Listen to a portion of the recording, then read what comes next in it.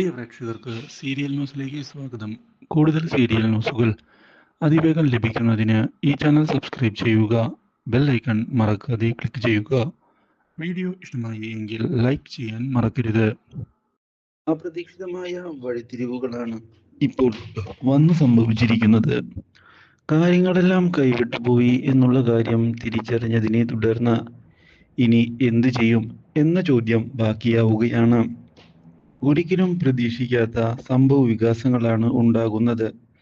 ദേവബാലയെ തല്ലിയേക്കിരിക്കുകയാണ് അഭിഷേക്.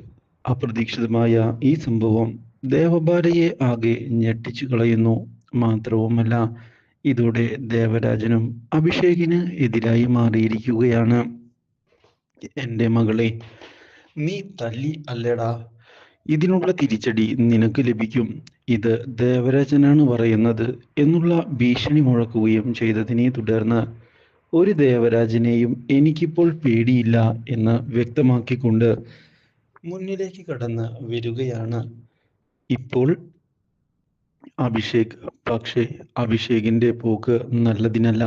എൻ്റെ മകളെയാണ് നീ കൈവച്ചത്. അത് അങ്ങനെ ക്ഷമിച്ചു കളയാൻ എനിക്ക് കഴിയാത്ത കാര്യമാണ്.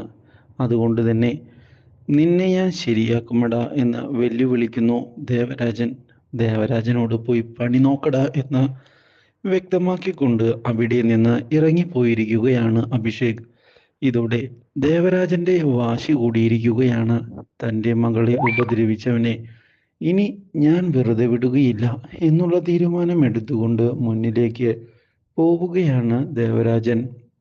മാത്രവുമല്ല, ഇനി അഭിഷേക് തന്നെയായിരിക്കും നിന്റെ ഭർത്താവ്, ആ കാര്യത്തിൽ യാതൊരു സംശയവുമില്ല എന്ന് ഉറപ്പിച്ചു പറയുകയും കാര്യങ്ങൾ നമുക്ക് ശരിയാക്കാം എന്ന് വ്യക്തമാക്കിക്കൊണ്ട് മുന്നിലേക്ക് പോവുകയും ചെയ്തിരിക്കുകയാണ് ദേവരാജൻ. ഇത് കേട്ടതിനെ തുടർന്ന് ഞാനും അവനെ വെറുതെ വിടുകയില്ല. എൻ്റെ ഭർത്താവായി അവൻ തന്നെ മതി. മറ്റൊരു പെണ്ണിൻ്റെ പിന്നാലെ പോകാനും ഞാൻ അവനെ സമ്മതിക്കുകയില്ല. അവൻ എൻ്റേത് മാത്രമായിരിക്കും എന്നുള്ള കാര്യവും ദേവബാല പറഞ്ഞതിനെ തുടർന്ന് ദേവരാജൻ പുതിയ നീക്കങ്ങൾ പ്ലാൻ ചെയ്തുകൊണ്ട് മുന്നിലേക്ക് വരികയാണ്. ഇതോടെ അപ്രതീക്ഷിതമായ വഴിത്തിരിവുകൾ വന്ന് സംഭവിക്കുകയും ചെയ്യുന്നു. പക്ഷേ ഇതിനിടയിലാണ് അപ്രതീക്ഷിതമായി പുതിയൊരു മരണം ഉണ്ടാകുന്നത്. ശ്രീഡിയെ കൊന്നിരിക്കുകയാണ് രാഹുൽ.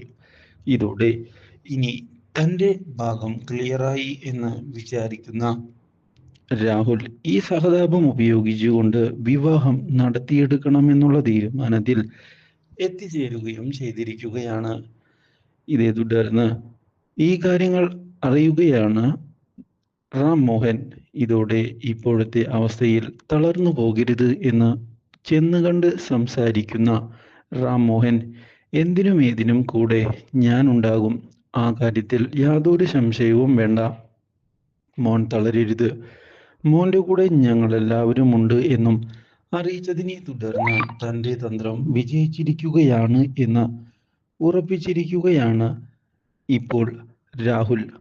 ഇതേ തുടർന്ന് വിവാഹത്തിന്റെ കാര്യങ്ങളും പ്ലാൻ ചെയ്യുന്നതിനായി അവർ മുന്നിലേക്ക് പോകുന്നു. ഇതോടെ സ്വത്തുക്കളിനി തൻ്റെ കൈവശം ആകുമെന്നുള്ള കാര്യം ഉറപ്പിക്കുന്ന രാഹുൽ തൻ്റെ വിജയം ആഘോഷിക്കാനുള്ള തീരുമാനമെടുത്തുകൊണ്ട് മുന്നിലേക്ക് പോകുമ്പോഴാണ് രാഹുലിനെ ഞെട്ടിച്ചുകൊണ്ട് അവിടേക്ക് നീന കടന്നു വരുന്നത്. തൻ്റെ ഓഹരി തനിക്ക് തരണം എന്നുള്ള കാര്യം പറഞ്ഞതിനെ തുടർന്ന് ഒരു രൂപ പോലും നിനക്ക് തരില്ല എന്നുള്ള നിലപാട് അറിയിച്ചിരിക്കുകയാണ് നീനയോട് രാഹുൽ. ഇതോടെ നീ എന്നെ ചതിക്കും എന്നുള്ള കാര്യം എനിക്ക് നേരത്തെ തന്നെ അറിയാമായിരുന്നു. ഇത് കേൾക്കുന്ന രാഹുൽ, അതെ, നിനക്ക് അങ്ങനെ വെറുതെ പൈസ തരാൻ നീ ആരാടി? നിനക്ക് ഞാൻ എന്തിനാടി അങ്ങനെ പൈസ തരുന്നത് എന്ന് ചോദിക്കുകയും ചെയ്തതിനെ തുടർന്നാണ് നീ എനിക്ക് പൈസ തരേണ്ടി വരും. നിന്നിൽ നിന്ന് എങ്ങനെയാണ് പൈസ നേടിയെടുക്കേണ്ടത് എന്നുള്ള കാര്യം എനിക്ക് അറിയാം. ഓഹോ, അങ്ങനെയാണോ?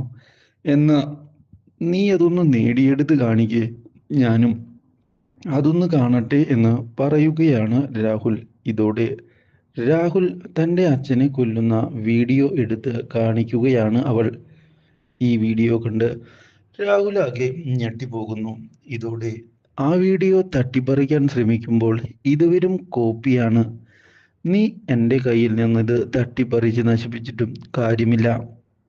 പിന്നെ ഈ വീഡിയോയുടെ കോപ്പിയും ഒറിജിനലും കിട്ടുന്നതിനായി എന്നെ കൊല്ലാൻ ശ്രമിച്ചാലും കാര്യമില്ല.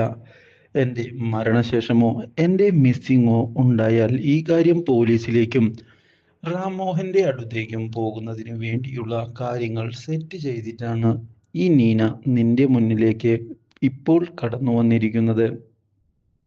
അതുകൊണ്ട് തന്നെ നീ ഞാൻ പറയുന്നത് പോലെ കാര്യങ്ങൾ ചെയ്യുന്നതാണ് നല്ലത്. ആവശ്യമില്ലാതെ എടുത്തു ചാടി മണ്ടത്തരം വല്ലതും കാണിച്ചാൽ തിരിച്ചടി ഉണ്ടാകുന്നത് നിനക്ക് തന്നെയാണ് എന്നുള്ള കാര്യം ഞാൻ ഓർമ്മിപ്പിക്കുകയാണ്. കേട്ടോ എന്ന് പറഞ്ഞതിനെ തുടർന്ന് ഒടുവിൽ കോംപ്രമൈസിന് തയ്യാറാണ് എന്നുള്ള കാര്യം വ്യക്തമാക്കുകയാണ് Rahul. Do like, share and subscribe.